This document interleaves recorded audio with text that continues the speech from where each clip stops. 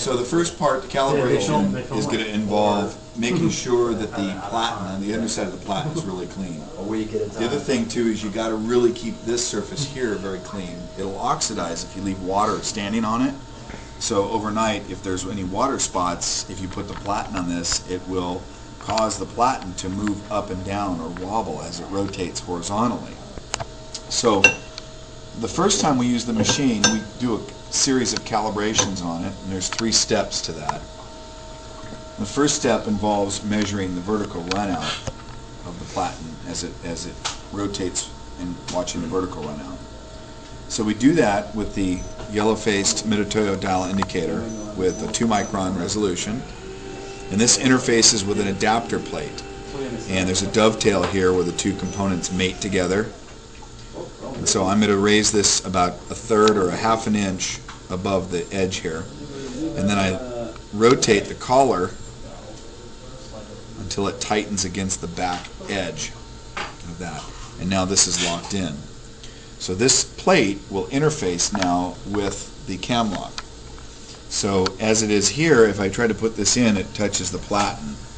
So what I'll do is I'll use the vertical adjustment knob to raise the Multiprep arm upward so that I can fit this underneath. Okay.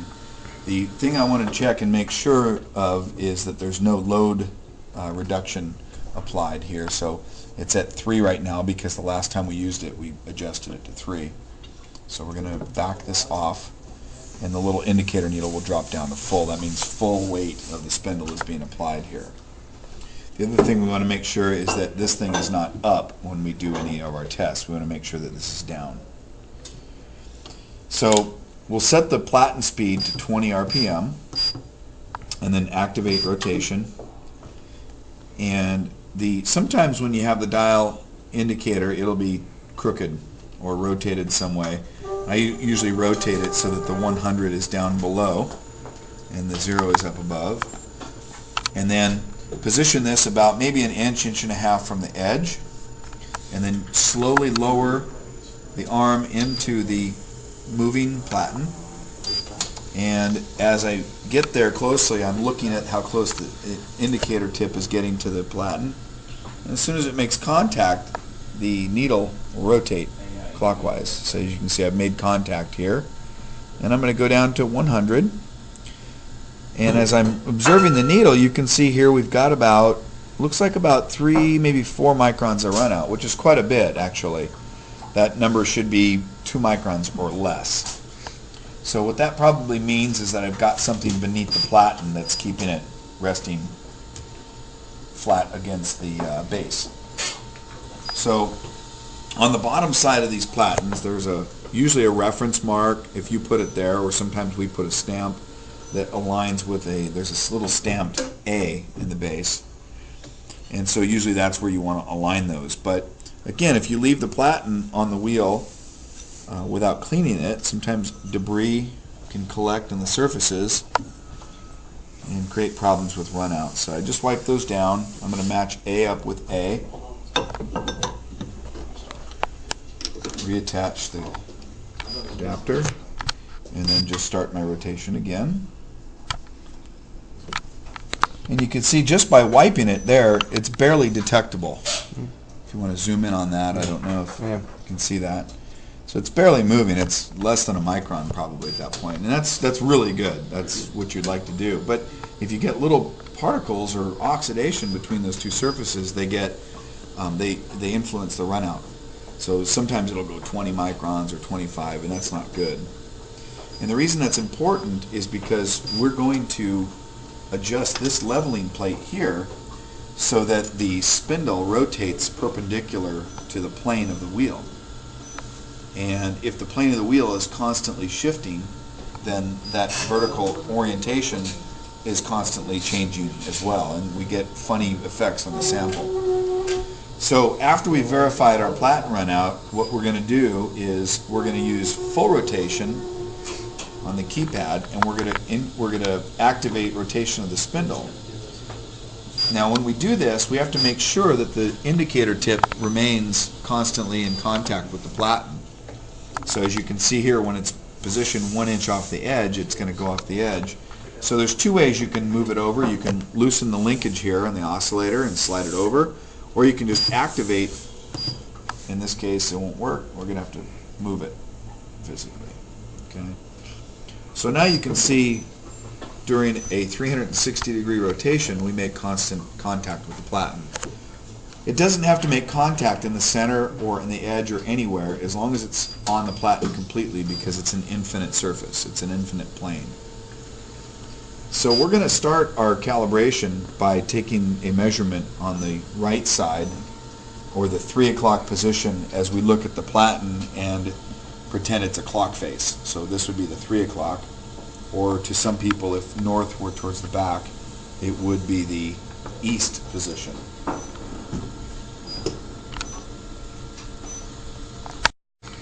So the first thing we're going to do is we're going to adjust our height so that the indicator face needle indicates against 100. That'll be our reference. And then we rotate it 180 degrees and stop, and then we measure, or we look at the reading here, and you can see it's not even. Now it's off by 6 microns, and that's 6 microns in the contact points. So when your sample size is much smaller, it might relate or translate into a 1 micron variation. But let's get it adjusted so that we're 2 microns or less.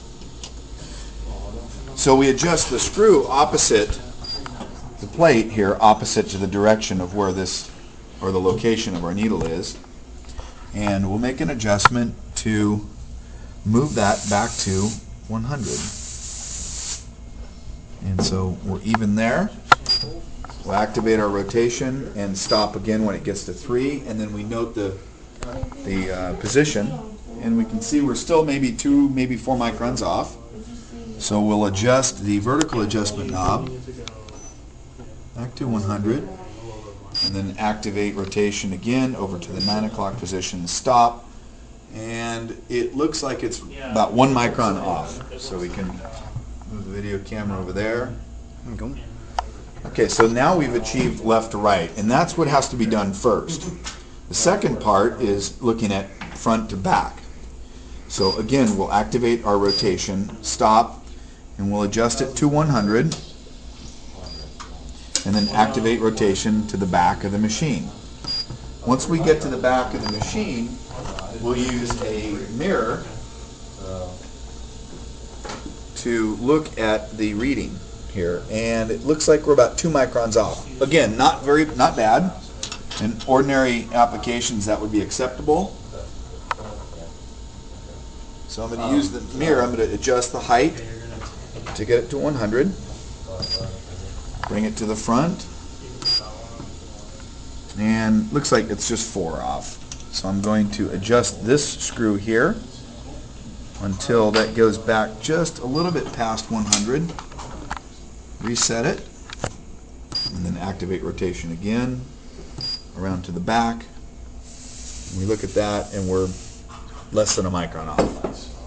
So that would be considered adequate for almost 99.9% of all applications. It's not going to get much better than that. The last step to calibration involves adjusting of the micrometer heads, because the last time we used the machine, we may have made a tilt correction.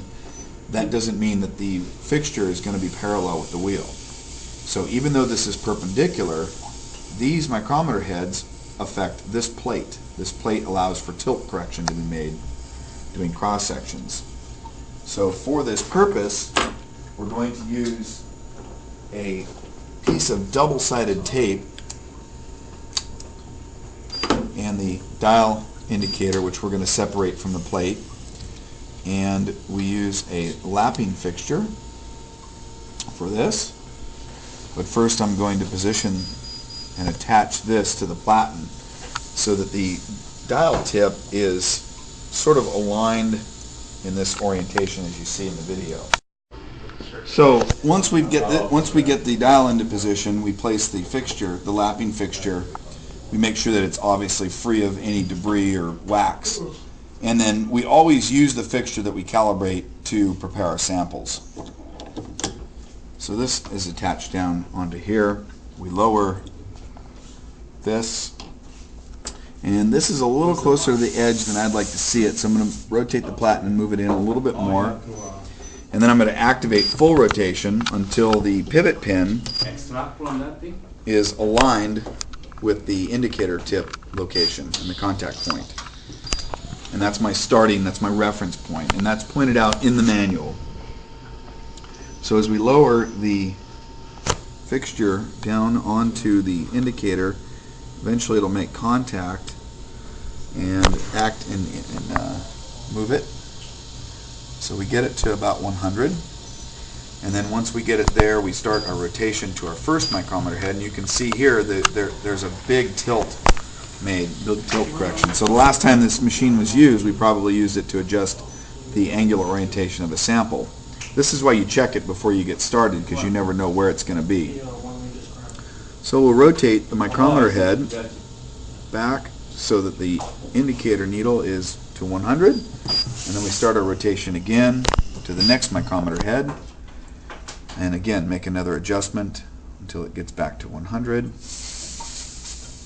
And we'll have to do this 2 or 3 times, and then we get to our pivot pin, again adjusting the position to 100, rotating to the first micrometer head, making an adjustment to 100,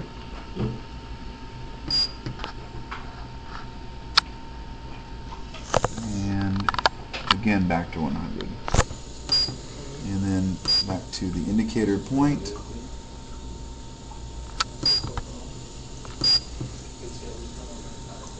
Some final little mini adjustments.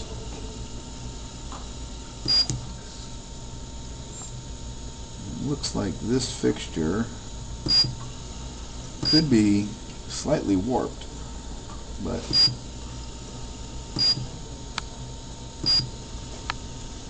yeah, something is causing it to be a little off.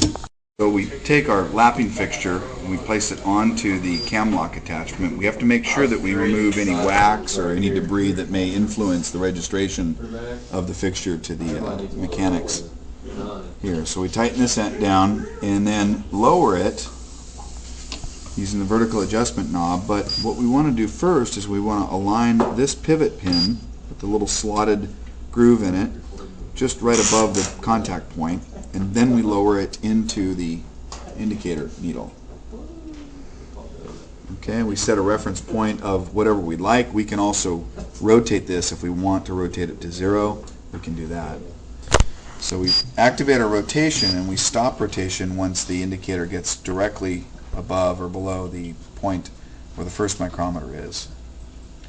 We make a tiny adjustment here to get it back to 0. And then we go to the next one, and you can see it's quite a bit out. It's probably because we made an adjustment the last time we used it, and we just didn't get it back to its original position. And then we go back to our pivot pin. We reestablish our 0. We go to the first micrometer head, and you can see we're just a little bit, not much off though.